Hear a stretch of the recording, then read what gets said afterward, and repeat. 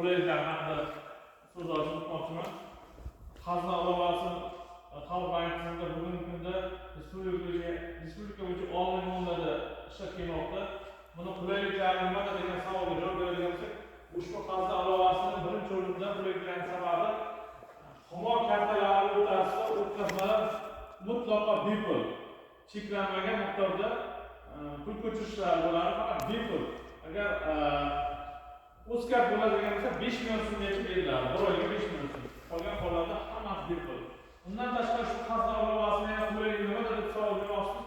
Ushbu xazina ilovasi orqali bugungi kunda yosh oilalarimiz farzand bo'layapti, o'shalarni o'tirgan joyda, ya'ni o'sha tug'ruqxonani o'zida ro'yxatdan o'tganda birdaniga o'sha farzandning otasi yoki onasi xazina ilovasini yuklab olganda birdaniga o'zini kartasiga tushirib olib tasarruf qilish imkoniyatiga ega.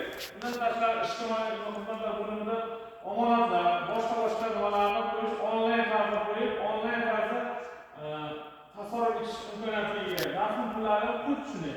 O'sha vafot etgan fuqaroning ota-onasi, o'g'li, qizi, mana shu yaqin qarindoshlar orqali kiritiladi. O'sha